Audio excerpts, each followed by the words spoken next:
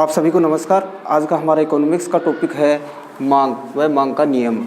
मांग व मांग का नियम। देखिए, मांग क्या होती है। मांग बाज़ार में एक निश्चित समय के अंदर निश्चित मात्रा जो किसी वस्तु की मांगी जाती है वह सामान्यतः मांग कहलाती है। जैसे कि किसी दी हुई वस्तु की कीमत पर आवश्यकताओं को पूरा करने के लिए एक निश्चित समय तथा बाज़ार में खरीदी जाने वाली मात्राओं को से ही अर्थ मांग का होता है। मांग का संबंध इन दो, एक तो निश्चित समय और दूसरा एक निश्चित कीमत से होता है। अर्थात मांग के लिए एक कीमत का होना आवश्यक होता है, दूसरा एक निश्चित समय का भी होना आवश्यक होता है। तो यहाँ पे क्लियर है कि मांग एक निश्चित समय में किसी वस्तु की मांगे जाने वाली, बाज़ार में खरीदी जाने वाली वस्तु का क्या होती है, मात्रा से होती है। मांग के कौन कौन से तत्व होते हैं देखते हैं। सबसे पहले है नंबर 1, वस्तु की इच्छा होनी चाहिए। वस्तु खरीदने की इच्छा होनी चाहिए, वस्तु की इच्छा। नंबर 2, एक निश्चित समय का होना ज़रूरी होता है, निश्चित समय। हाँ जी, 2 हमारी चीज़ें क्लियर हैं। सबसे पहले क्या है कि एक वस्तु को खरीदने की इच्छा होनी चाहिए और एक समय विशेष पर उसे खरीदने की, जैसे 1 अप्रैल को उसको खरीदा जा रहा है। तीसरा, उसकी एक निश्चित कीमत होनी चाहिए, किसी भी वस्तु की एक निश्चित कीमत होनी चाहिए। चौथा है मुद्रा का होना, यानी कि धन। किसी भी वस्तु को खरीदने के लिए आपकी इच्छा भी है, इच्छा उसके साथ में आपके पास में एक निश्चित समय है, उसकी एक निश्चित कीमत निर्धारित की गई है और उसको खरीदने के लिए आपके पास में मुद्रा भी है। और लास्ट, मुद्रा के होने के साथ साथ में उस मुद्रा को खर्च करने की तत्परता होनी चाहिए। तो लास्ट क्या है, मुद्रा को खर्च करने की तत्परता, मुद्रा खर्च करने की तत्परता से आज से है कि आपके पास में मुद्रा है तो, लेकिन यदि आप उसे खर्च नहीं कर पाते हैं, यानी कि उसको खर्च करने के लिए आप तैयार नहीं हैं, तो भी वहाँ पे मांग कंप्लीट नहीं हो पाएगी। तो मांग के ये तत्व कौन कौन से हैं। सबसे पहले वस्तु को खरीदने की इच्छा होनी चाहिए, फिर उसका एक निश्चित समय होना चाहिए, वस्तु को खरीदने का एक निश्चित समय होना चाहिए, उसकी एक निश्चित कीमत होनी चाहिए, उसको खरीदने के लिए आपके पास में धन मुद्रा होनी चाहिए और उस मुद्रा को खर्च करने के लिए आप तैयार तत्पर होने चाहिए। ये सारे तत्व किसको, मांग के तत्व में शामिल किए जाते हैं। नेक्स्ट देखते हैं, मांग और मांग की मात्रा में क्या अंतर होता है। अभी हमने देखा मांग किसे कहते हैं, किसी मांगी गई हुई वस्तु जिसका एक निश्चित समय होता है, निश्चित कीमत होती है, उसको जो मांगी गई वो मात्रा होती है, उसे क्या कहते हैं, मांग कहते हैं। लेकिन यहाँ पे मांग और मांग की मात्रा में अंतर होता है। फॉर एग्जाम्पल, एक एक्स नाम का व्यक्ति है, वह मार्केट में मान लीजिए 2 केजी सेब खरीदने के लिए जाता है। मार्केट जाने के बाद में उसको सेब की जो प्राइस है वह 100 रुपये केजी है और वह जेब में मान लीजिए 100 रुपये ही लेके जाता है, तो वह कितना खरीद पाएगा, केवल 2 की बजाय 1 केजी सेब खरीद पाएगा। अर्थात उसकी डिमांड कितनी थी, 2 केजी सेब। डिमांड कितनी थी, 2 केजी सेब, लेकिन वह किसी भी कारणवश कितना खरीदने के लिए तत्पर है, कितना खरीदने के लिए तैयार है, केवल 1 केजी सेब। तो ये 2 केजी क्या है, 2 केजी उसकी डिमांड थी, मांग थी, और उसने खरीदा कितना, 1 केजी। ये 1 केजी क्या है, ये मांग की मात्रा है।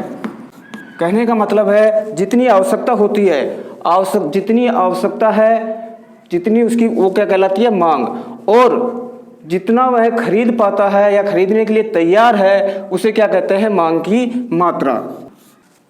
नेक्स्ट है मांग तालिका या मांग अनुसूची। जब एक सूची के रूप में, यानी कि एक लिस्ट के रूप में, जब हम मांग की विभिन्न कीमतों पर किसी मांग खरीदे गए ग्राहक के द्वारा निश्चित रूप से दिखाया जाता है, तो उसे मांग अनुसूची अथवा मांग तालिका कहते हैं। एक निश्चित समय पर बाजार में एक वस्तु की दी गई विभिन्न कीमतों पर वस्तु की जाने वाली मांग को जब तालिका द्वारा दर्शाया जाए तो उसे मांग तालिका या मांग अनुसूची कहते हैं। जैसे मान लीजिए 40 रुपये किलो चीनी है, 40 रुपये प्रति किलो चीनी का भाव है, तो इस पे ग्राहक खरीदने के लिए 5 केजी चीनी खरीदने के लिए तैयार है, और मान लीजिए चीनी का भाव 30 रुपये प्रति केजी हो जाता है, तो इस पे ग्राहक 3 केजी चीनी खरीदने के लिए तैयार हो जाता है। तो इन सारी आंकड़ों को अब जब हम किस में दिखाते हैं, एक सूची के रूप में प्रदर्शित करते हैं, तो वह क्या कहलाती है, मांग अनुसूची। यह दो प्रकार की होती है, एक व्यक्तिगत मांग अनुसूची होती है और दूसरा होता है बाजार मांग अनुसूची। नंबर 1, दो प्रकार की होती है मांग अनुसूची। नंबर 1, व्यक्तिगत मांग अनुसूची। मांग अनुसूची या मांग तालिका, फॉर एग्जाम्पल के रूप में हम देखते हैं, मान लीजिए चीनी का रेट लेते हैं, चीनी का भाव 40 पर केजी है।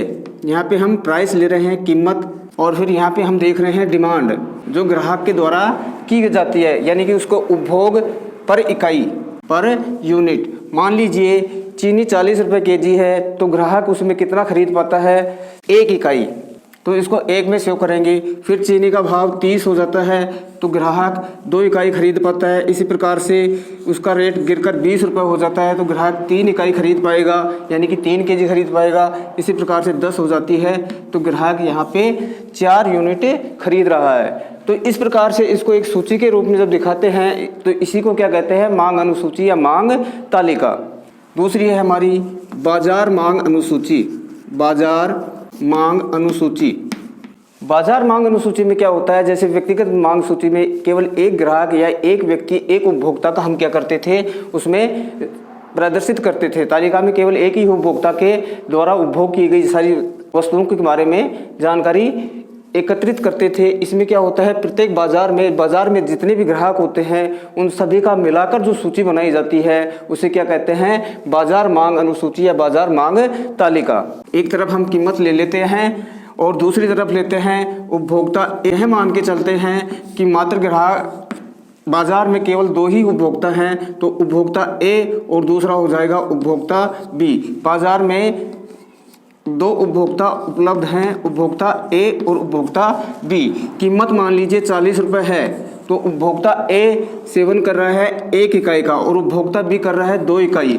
इसी प्रकार से कीमत 30 रुपये है तो उपभोक्ता ए 2 यूनिट का इस्तेमाल कर रहा है, 2 यूनिट की मांग कर रहा है। इसी प्रकार से उपभोक्ता बी कर रहा है 3 यूनिट की मांग। इसी प्रकार से अगर कीमत घटकर 20 रुपये हो जाती है तो उपभोक्ता ए 3 यूनिट इस्तेमाल कर रहा है, 3 यूनिट का मांग कर रहा है और उपभोक्ता बी 4 यूनिट की मांग कर रहा है। इसी प्रकार से यदि कीमत 10 रुपये हो जाती है तो उपभोक्ता ए 4 यूनिट की मांग कर रहा है और उपभोक्ता बी 5 यूनिट की मांग कर रहा है। तो उपभोक्ता ए के द्वारा इतने यूनिट की मांग हुई, उपभोक्ता बी के द्वारा टोटल इस यूनिट्स की मांग हो रही है। इन दोनों को जोड़कर हम क्या निकाल देंगे, बाजार मांग अनुसूची। क्योंकि केवल हमने मान के ये चला है कि बाजार में केवल 2 ही उपभोक्ता हैं, 2 ही क्रेता हैं, तो बाजार मांग अनुसूची हमारी निकल के आ जाएगी। दोनों का योग हो जाएगा, जैसे 40 पर हो गया 3, 5, 7 और 9। ये होती है बाजार मांग अनुसूची, यानी कि व्यक्तिगत अनुसूचियों को जोड़ ही क्या होता है, बाजार मांग अनुसूची कहलाती है। नेक्स्ट देखते हैं मांग वक्र। मांग वक्र क्या होता है, मांग तालिका। जो मांग तालिका हमने बनाई थी उसको अगर हम चित्र में प्रस्तुत करते हैं, उसको डायग्राम के रूप में प्रस्तुत करते हैं तो क्या कहलाता है, मांग वक्र कहलाता है। जैसे मांग वक्र मांग तालिका का चित्र में प्रस्तुतिकरण है। यह एक वस्तु की विभिन्न कीमतों पर खरीदे जाने वाली मात्राओं के संबंध को प्रकट करता है।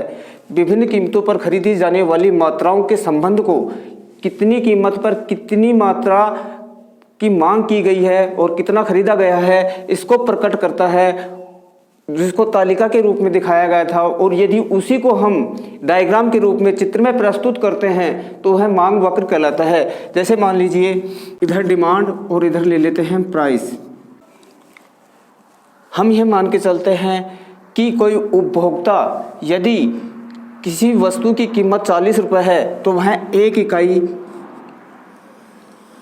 की मांग करता है, 1 इकाई खरीदने में सक्षम होता है, तत्पर होता है। और यदि उसकी कीमत 30 रुपये हो जाती है तो वह 2 इकाई खरीद पाता है। यदि उसकी कीमत 20 रुपये घटकर 20 रुपये हो जाती है तो वह 3 इकाई क्रय कर पा रहा है।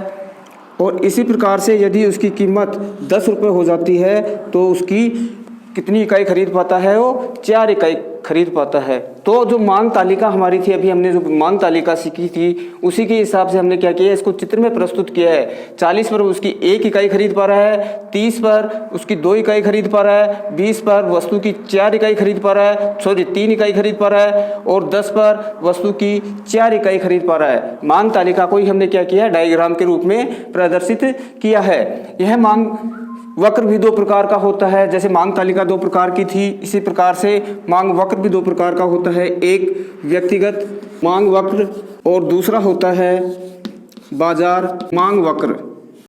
व्यक्तिगत में क्या करते हैं हम, केवल एक व्यक्ति के द्वारा की गई मांग को एक डायग्राम के रूप में प्रदर्शित करते हैं, और बाजार मांग में समस्त उपभोक्ताओं की गई मांग को डायग्राम के रूप में प्रस्तुत किया जाता है।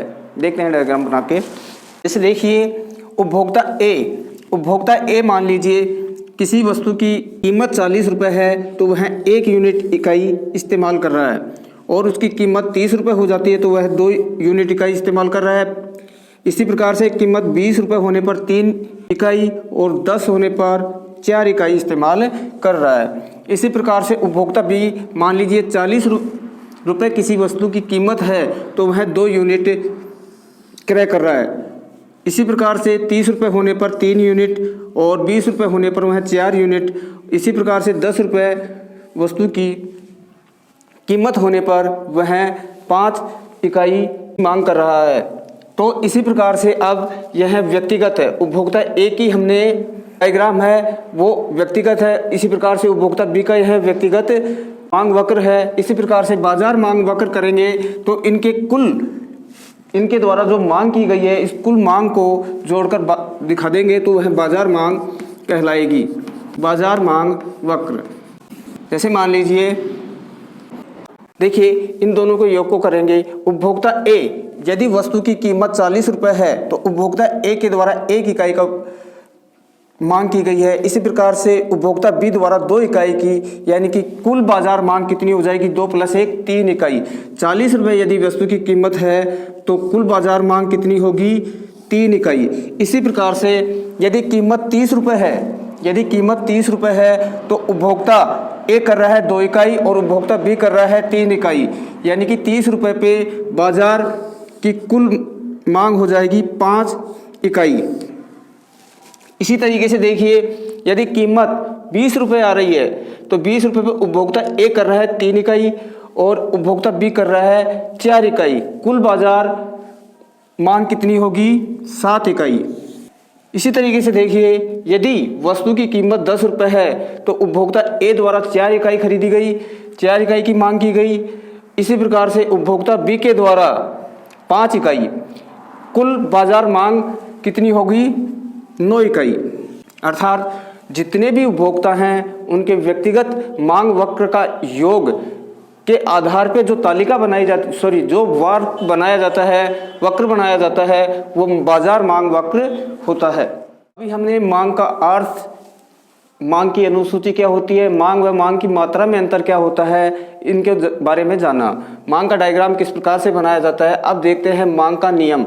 मांग का नियम क्या होता है। मांग का नियम, जब वस्तु की कीमत में वृद्धि होती है तो मांग की मात्रा में कमी होती है, और वस्तु की कीमत में कमी होती है तो मांग की मात्रा में वृद्धि होती है। तो मांग का नियम नेगेटिव अर्थात ऋणात्मक होता है, इसमें विपरीत संबंध होता है। वस्तु की कीमत और मांग की मात्रा दोनों में हमेशा क्या होता है, विपरीत संबंध होता है, नेगेटिव संबंध पाया जाता है। जैसे अन्य बातें समान रहने पर वस्तु की कीमत तथा वस्तु की मांग मात्रा में विपरीत अर्थात ऋणात्मक संबंध होता है। जैसे मान लीजिए कोई वस्तु है x, यदि इसकी कीमत में वृद्धि होती है, तो इसकी जो डिमांड होगी, वस्तु की कीमत में प्राइस में वृद्धि हो रही है तो उसकी डिमांड क्या होगी, कम होगी। डिमांड में क्या होगी, कमी होगी। इसी प्रकार से मान लीजिए कोई वस्तु की कीमत में कमी हो रही है, उसकी प्राइस कम हो रही है, तो उस वस्तु की डिमांड क्या होगी, अधिक होगी, उसकी डिमांड में वृद्धि होगी। ये हमेशा क्या होता है, इनमें नेगेटिव संबंध होता है, ऋणात्मक संबंध पाया जाता है। वस्तु की कीमत में वृद्धि तो उसकी डिमांड, उसकी मांग की मात्रा में कमी, और इसी प्रकार से उसकी कीमत में कमी हो रही है तो उसकी मांग अधिक होगी। कीमत बढ़ने पर मांग की मात्रा में कमी और कीमत घटने पर मांग की मात्रा में वृद्धि हो जाती है। देखिए मांग के नियम की कौन कौन सी मान्यताएं होती हैं, यानी कि मांग के नियम में इनका होना आवश्यक होता है। उपभोक्ता की आय स्तर हमेशा स्थिर होनी चाहिए, अर्थात कहने का मतलब है उपभोक्ता की आय में परिवर्तन नहीं होना चाहिए। दूसरा, उपभोक्ता की रुचि और पसंद में परिवर्तन नहीं होना चाहिए। मान लीजिए कोई व्यक्ति वुडलैंड के जूतों की जगह नाइस के जूते पसंद करने लग गया या उसकी रुचि नाइस के जूतों में हो गई, तो वहाँ पे मांग क्या है, मांग का जो नियम है, उसकी जो धारणाएं हैं वह यहाँ पे लागू नहीं होगी। तो कहने का मतलब यह है कि उपभोक्ता की जो रुचि है और पसंद है वह स्थिर होनी चाहिए। चाय की जगह कॉफ़ी इस्तेमाल करने लग गया, तो ऐसी कंडीशंस में क्या होता है कि हम मांग के नियम को लागू नहीं कर सकते हैं। वस्तु की कीमत में भविष्य में कोई परिवर्तन नहीं होने की संभावना होनी चाहिए। जैसे कि पेट्रोल के दाम में अचानक वृद्धि होने से या कमी होने से वहाँ पे भी मांग के नियम प्रभावी रूप से लागू नहीं होता है। इसी प्रकार से मांग के नियम की मान्यताएं हैं और कुछ मांग के नियम के अपवाद हैं। नंबर 1, गिफिन वस्तुएं क्या होती हैं? गिफिन वस्तुओं को हम कह सकते हैं घटिया क्वालिटी की या निम्न स्तर की वस्तुएं। जो निम्न स्तर की वस्तुएं होती हैं उन्हें गिफिन वस्तुएं कहते हैं। इसका जो सबसे पहले जिसने चर्चा की थी वो था रॉबर्ट वुड गिफिन। सर्वप्रथम इन्होंने ही इस गिफिन वस्तुओं के बारे में चर्चा की थी और इसने जो एग्जाम्पल दिया था शुरुआत में वह मांस के ऊपर दिया था। एग्जाम्पल कैसे दिया था? जैसे मान लीजिए कोई व्यक्ति है, वह अपनी आय का 30% ब्रेड के ऊपर खर्च करता है और शेष 70% वह मांस पे खर्च करता है। यदि मान लीजिए मांस की कीमत में कमी हो जाती है, वृद्धि नहीं होगी। ब्रेड में यदि कमी हो रही है तो मांस की मांग में वृद्धि हो रही है। अर्थात कहने का मतलब है ब्रेड की कीमत में कमी होने पर मांस की कीमत में वृद्धि हो रही है ना। तो इसका मतलब ब्रेड में कमी हो रही है तो ब्रेड की कीमत में क्या होनी चाहिए? ब्रेड की मांग में वृद्धि होनी चाहिए। अपेक्षा क्या हो रहा है? मांस में वृद्धि हो रही है। जैसे मान लीजिए कोई व्यक्ति 2 दिन मांस खाता है और 5 दिन वह ब्रेड का इस्तेमाल करता है। अब ब्रेड में कमी होने से वो क्या करेगा? उसके पास में बचत होगी और उस बचत को वह कहाँ लगाएगा? उसके लिए स्वादिष्ट भोजन या उसका मुख्य जो भोजन है वो क्या होगा? मांस। तो वह इस आय को 2 की अपेक्षा 3 दिन यूज करने लगेगा, क्योंकि यहाँ पे उसकी जो बचत हो रही है वह ब्रेड अधिक न खरीद कर किस पे खर्च कर रहा है? मांस पे। तो गिफिन ने, जो रॉबर्ट वुड गिफिन था, उसने इसके ऊपर प्रयोग करके और इसको गिफिन वस्तुओं के सिद्धांत दिया था कि जो भी गिफिन वस्तुएं होती है घटिया क्वालिटी की, उन पे यह नियम लागू नहीं होता है। दूसरा है प्रतिष्ठा सूचक वस्तुएं। जो सम्मान प्रतिष्ठा अपनी बढ़ाती हैं, उन वस्तुओं पर भी मांग का नियम लागू नहीं होता है। प्रतिष्ठा सूचक जैसे ज्वेलरी है, इनके कीमत में वृद्धि होने पर भी लोग अपनी प्रतिष्ठा को बचाने के लिए, अपनी प्रतिष्ठा को बढ़ाने के लिए वो क्या करते हैं? ज्वेलरी पे खर्च करते हैं। यानी कि कीमत में वृद्धि हो रही है तो भी इनके मांग में कोई किसी प्रकार की कमी नहीं होती है, इन पे भी यह नियम लागू नहीं होता है। तीसरा है आवश्यक वस्तुएं कौन सी होती हैं? जैसे मेडिसिन्स हैं। मेडिसिन्स में यदि दवाइयों में अगर वृद्धि हो रही है तो भी व्यक्ति दवाइयाँ खरीदेगा ही, यानी कि उनकी कीमत में वृद्धि हो रही है तो भी उनके मांग में कोई प्रभाव नहीं पड़ रहा है, उनकी मांग में कोई कमी नहीं हो रही है। चौथा है भविष्य में कीमत में कोई परिवर्तन होने की संभावना नहीं होनी चाहिए। यदि भविष्य में कीमत में कोई परिवर्तन होने की संभावना या आशंका है तो भी वहाँ पे प्रभावी रूप से मांग का नियम लागू नहीं होगा। यदि पेट्रोल की कीमत कल से बढ़ रही है तो भी क्या होगा? उसकी मांग अप टू बढ़ जाएगी। और यदि यह संभावना होती है कि कल से पेट्रोल की कीमत कम हो रही है तो क्या होगी? उसकी मांग भी कम हो जाएगी। कीमत कम होने पर भी उसकी मांग क्या हो जाएगी? कम हो जाएगी, क्योंकि लोग पेट्रोल का यूज कल से करने लग जाएंगे। इसलिए ऐसी कंडीशन में भी मांग का नियम लागू नहीं होता है। इसे एक डायग्राम के रूप में देखते हैं। जैसे देखिए, एक तरफ हम लेते हैं प्राइस, दूसरी तरफ लेते हैं मांग, डिमांड, मांग की मात्रा। यदि मान लीजिए किसी वस्तु की कीमत 40 रुपये है, तो उसकी मांग 1 इकाई की है, 1 यूनिट खरीदी जा रही है। इसी प्रकार से यदि देखिए किसी वस्तु की कीमत 10 रुपये है तो उसकी 4 इकाई खरीदी जा रही है। अर्थात ये जो हमारा डायग्राम है वो क्या है, ऊपर से नीचे की ओर नेगेटिव संबंध, ऋणात्मक संबंध दिखाई दे रहा है। ये जो हमारी डिमांड है ये क्या दिखा रही है हमें, विपरीत संबंध। मांग का ढाल हमेशा ऊपर से नीचे की ओर होता है। इसी प्रकार से यहाँ पे देखिए, यदि कीमत 30 रुपये है तो 2 यूनिट हो जाएंगी, 20 रुपये है तो 3 यूनिट इकाई हो जाएंगी।